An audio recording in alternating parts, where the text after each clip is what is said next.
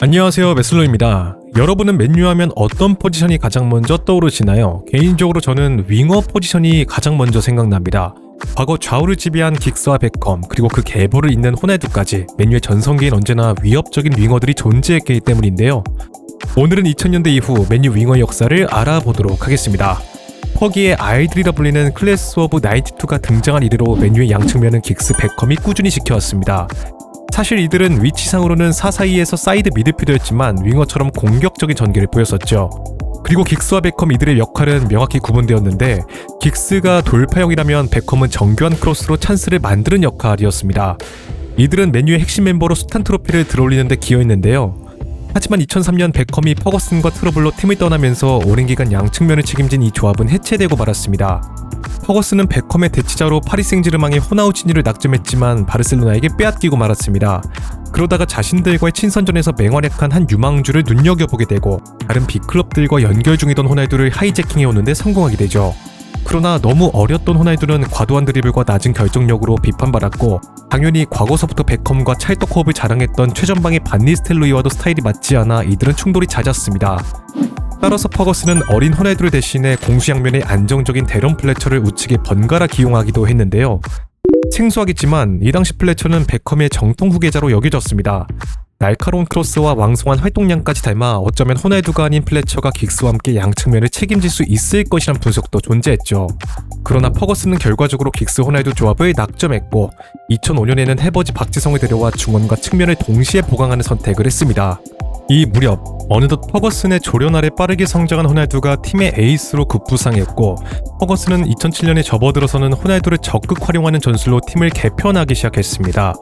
당시 호날두는 명목상 우측 윙어였지만 실제로는 중앙으로 수시로 파고들며 팀의 주 득점원 역할을 맡았고, 퍼거슨은 전술적으로 호날두가 최전방에서 자유롭게 침투할 수 있도록 전술을 설계했습니다. 특히 최전방의 루니테베스는 모두 스트라이커지만 실제 경기에선 하프라인까지 내려와 연계하고 측면으로 빠지며 상대 수비를 끌어내는 움직임을 반복했는데요. 이들은 호날두를 위해 공간을 만들어주는 마치 전술적 미끼 역할을 했고, 맨유는 이 유기적인 삼각편대를 바탕으로 수많은 경기에서 완성도 높은 공격을 보여줬습니다. 정통 윙어로 출발한 호날두는 이 시기부터 사실상 인사이드 포워드로 변모했으며 맨유의 제2의 전성기를 이끄는 주역으로 발돋움하게 되죠. 반면 좌측의 긱스는 나이가 듦에 따라 과거만큼의 폭발적인 드리블을 기대하긴 어려웠기 때문에 중앙으로 좁혀 들어와 빌드업에 관여하는 역할을 맡았습니다. 그렇게 07-08 시즌 호날두는 무려 42골을 폭격하며 맨유의 리그 우승과 챔피언스리그 제패에 핵심적인 역할을 했고, 발롱도르까지 수상하며 세계 최고의 윙어로 우뚝 서는 데 성공했습니다. 이러한 호날두를 레알이 가만둘 리가 없었는데요. 결국 2009년 호날두가 레알로 떠나면서 긱스 호날두 좌우 조합은 해체되고 말았습니다. 동시에 퍼거슨은 호날두의 대치자로 위건에서 활약하던 발렌시아를 데려왔습니다. 당연히 그에 맞게 전술도 재구성될 수밖에 없었죠. 우측에서 직선적인 스타일의 발렌시아가 크로스나 볼의 측면에서 공급하는 데 주력했다면, 좌측에는 긱스 혹은 나니가 중앙으로 좁혀 들어와 최전방 루니와 연결을 통해 공격 찬스를 만들도록 설계했습니다. 이 조합은 효과적인 듯 했지만 2010년 발렌시아가 시즌 초반 발목 골절 부상을 당하면서 나니가 우측면을 책임지고 좌측은 유동적으로 기용되는 형태를 띄었는데요. 이 과정에서 박지성의 좌측 기용 빈도가 증가하며 챔피언스리그와 중요 경기에 중용되기도 했습니다. 이 시기 박지성은 챔피언스리그에선 사실상 주전 멤버로 활약하며 나니와 함께 팀의 결승 진출에 기여하기도 했죠. 나니의 경우 해당 시즌 9골 14도움으로 리그 우승에 기여하며 전성기를 보냈습니다. 이에 그는 호날두의 후계자란 평가를 받았으나 결과적으로 그의 전성기는 얼마 가지 못했습니다. 그리고 2011년 오랜 기간 맨유를 책임진 네빌 스콜스, 반드사르, 조노셔, 브라운 등 베테랑들이 팀을 떠나면서 맨유는 세대 교체와 함께 리비딩이 불가피한 상황을 맞이했습니다. 노세아된 긱스는 중앙으로 자리를 옮겼고 측면 보강을 위해 아스톤 빌라에서 애슐리 영을 영입했는데요. 이 당시 애슐리 영은 현재 조롱받는 이미지와는 다르게 수년간 아스톤 빌라의 에이스로 활약한 선수였습니다. 드리블과 정확한 크로스가 강점으로 발렌시아와 함께 정확한 크로스를 배달해줄 것으로 기대됐죠. 이 시기 양측면은 영, 발렌시아, 나니 3명이 상황에 따라 주력으로 기용되었으며, 박지성의 경우에는 전술적인 탄력성을 높일 필요가 있는 상황, 즉 측면과 중앙 쪽까지 에너지를 높일 필요가 있을 경우 기용되었습니다. 하지만 측면 자원들이 늘 좋은 퍼포먼스를 보여줄 수는 없었고 2013년 새롭게 바통을 이어받은 모예스 체제에 들어서 개편될 것으로 보였습니다. 그러나 이적 시장에서의 대실패로 전력을 제대로 보강하지 못해 기존의 스쿼드에서 적절하게 선수들을 기용해야 했는데요. 다니 애슐리 형은 부상으로 거의 나오지 못하는 상황이라 우측면은 발렌시아가 꾸준히 책임진 것에 비해 왼쪽 측면 자리는 웰벡, 야누자이 등 유망주들이 기용되었습니다. 특히 야누자이가 좌측에서 팀의 부족한 창의성을 일부 메워주며 한동안 소년가장 역할을 해주었죠. 하지만 모예스알의 직선적인 축구를 구사하게 된 맨유는 단조로운 공격 전개로 투진했고 결과적으로 겨울에 첼시로부터 후안 마타를 영입해와 창의성을 더하려는 선택을 내렸습니다. 그는 기본적으로 10번 역할이 어울리는 선수였지만 루니의 존재로 발렌시아가 뛰는 우측면에 기용되었는데요. 최적의 기용이 아니었기 때문에 팀 전술은 당연히 불안정할 수밖에 없었고 특히 무려 81개 크로스를 올린 최하위 플럼과의 경기는 많은 비판을 모았습니다. 그런데 해당 경기에서 크로스 정확도가 높은 발렌시아가 아니라 마타를 선발 기용한 점, 또한 한 개 크로스만 성공시킬 정도로 부진한 애슐리 형을 기용한 무예스의 선수 기용 방식은 이해할 수 없다는 평가를 받았습니다. 그렇게 그는 시즌 말 경질되고 말았는데요. 이처럼 공격에 대한 무대책으로 비난을 받은 무예스의 바통은 브라질 월드컵에서 전술적인 판단으로 훌륭한 성과를 낸 바날이 이어받았습니다. 그리고 대대적인 리빌딩이 시작되고 동시에 긱스는 은퇴하며 바날의 수석 코치로 부임하게 되죠. 우선 이 시기 애슐리 형과 발렌시아가 이전의 기량이 아니었고 나니 역시 잦은 부상으로 사실상 전력의 자원이었기 때문에 바날은 측면 쪽 더강을 위해 클럽 레코드를 경신하며 레알 마드리드에서 디마리아를 데려왔습니다. 그는 디마리아와 마타를 동시에 활용할 수 있는 방안을 실험했고 기존의 영 발렌시아를 윙백으로 기용하며 당시 프리미어리그에선 보기 드물었던 3백 시스템을 도입했죠. 하지만 이 당시 바날은 디마리아의 장점을 이용하겠다는 판단으로 측면뿐만 아니라 다양한 위치에 기용하기 시작했습니다. 그러나 이는 곧 디마리아의 전술 적응 실패 및 불화로 이어졌는데요.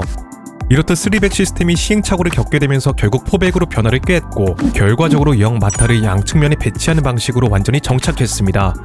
바날은 영이 터치라인 근처에서 크로스를 올려 펠라인의 제공권을 노리는 역할에 집중하고 마타는 안쪽으로 좁혀 들어와 플레이메이킹에 관여하도록 역할을 배분했습니다. 다행히 이 약속된 전술은 제대로 작동하며 맨유는 해당 시즌 리그 4위를 기록, 챔피언스리그 진출에 성공할 수 있었죠. 이후 큰 기대를 받고 입성했던 디마리아는 실망스러운 활약과 함께 단 한 시즌 만에 팀을 떠났습니다.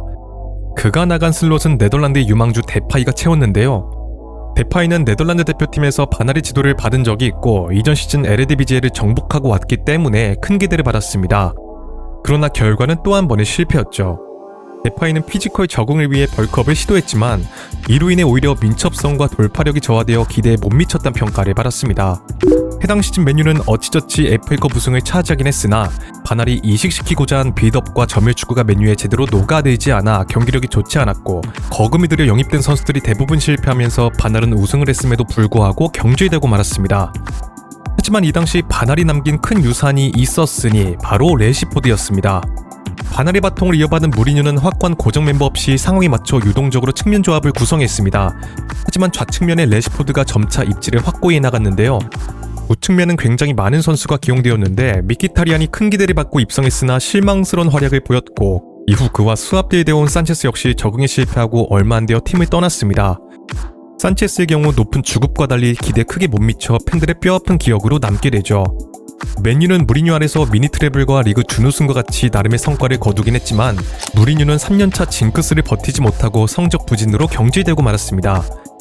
이후에는 레전드 출신인 솔샤르가 부임하며 맨유는 다시금 빠르고 직선적인 측면 전개로의 변화를 꾀했습니다. 이 무렵 풀백으로의 포지션을 변경해 굳은 일을 다해준 영 발렌시아가 팀을 떠나게 됐고 잠시 과도기를 거쳐 좌측은 레시포드가 우측은 아카데미에서 올라온 스트라이커 그린우드가 기용되기 시작했습니다. 풀백을 전진시키는 솔샤르의 전술에서 안쪽으로 좁혀 들어오는 레시포드와 그린우드, 전방의 마샬은 유기적인 스위칭으로 많은 득점을 터뜨렸는데요. 그러나 시간이 지날수록 공격 패턴이 왼쪽에 집중되는 문제가 발생했고 그린우드 역시 차기 톱 자원으로 키워야 했기 때문에 우측 윙어의 보강이 절실했습니다. 그렇게 2021년 여름 맨유는 수년간 원했던 제이든 산초를 도르트문트로부터 1324억 원에 영입하게 되죠. 레시포드와 산초 라인, 이전 시즌의 활약상으로만 보면 리그를 씹어먹을 듯한 조합으로 보였습니다. 하지만 레시포드가 시즌 초부터 부상으로 고전하면서 산초가 왼쪽에 기용되기 시작했는데요. 게다가 같은 시기 맨유로 복귀했지만 과거와 스타일이 많이 달라진 원톱 호날두의 정적인 마무리 중심으로 공격 전개가 바뀌면서 전술 혼란이 가속화되어 기존 자원들이 헤매는 듯한 모습을 보였고 산초 역시 애매한 위치에서 소극적인 플레이를 반복했습니다. 설상가상으로 그린우드까지 사생활 문제로 무리를 빚어 이탈하면서 측면 공격 전개의 한계를 맞이하게 되죠. 그렇게 솔샤르 감독이 경질되고 랑닉 체제에선 확실한 주전 윙 없이 다양한 자원이 번갈아 기용되는 과도기만 이어졌습니다. 이후 2022년 G봉을 잡은 테나은은 리빌딩을 단행하며 자신의 입맛에 맞게 팀을 바꾸기 시작했는데요. 우선 아약스 시절의 제자인 우측 윙어 안토니를 거금에 영입하고 레시포드를 최전방으로 자리를 옮긴 뒤 산초를 좌측에 기용하는 계획을 세웠습니다. 하지만 산초는 부상과 폼좌우로 기대에 미치지 못했고 안토니 역시 단조로운 패턴과 낮은 생산성으로 비판을 피하지 못했죠. 결국 레시포드가 다시 좌측으로 돌아온 데 이어 아카데미에서 올라온 유망주 가르나초가 이때부터 기회를 받기 시작했습니다. 이렇듯 계속된 악재로 맨유의 경기력은 들쭉날쭉했으나 이 와중에 일정 부분 성과를 거두기도 했는데요. 레시포드가 한때 전성기급 활약을 보이기도 했고 어린 가르나초가 가능성을 보여준 것입니다. 그리고 컵대회에서도 우승컵을 드는 성과를 거두기도 했죠. 그러나 리그에서의 성적 부진과 더불어 일관성 없는 경기력으로 팬들로부터 민심을 잃으며 테나는 2024년 시즌 도중 경질되고 말았습니다. 그리고 그의 후임으로 온 아모림은 현재 전술구조 자체를 바꿔나가는 데 힘쓰고 있는데요. 그는 맨유에겐 다소 생소한 백스리 3-4-3 전술을 고수하고 있고 측면 자원에게는 단순한 돌파가 아니라 하프 스페이스 침투, 전방 압박, 수비 전환까지 포함된 입체적인 역할을 요구한다는 점에서 기존의 맨유 측면 자원들에게는 다소 어색한 스타일이 애매한 전술로의 변화를 꾀하고 있습니다. 따라서 유야무야 시즌을 마무리한 아모림 감독은 새 시즌을 앞두고 자신의 전술에 부합한 측면 자원을 데려오는 데 크게 신경 썼죠. 그렇게 마테우스 쿠냐와 은베모를 영입함과 동시에 기존의 레시포드를 임대 보냈으며 산초, 가르나초, 안토니 역시 정리될 것으로 예상되고 있습니다.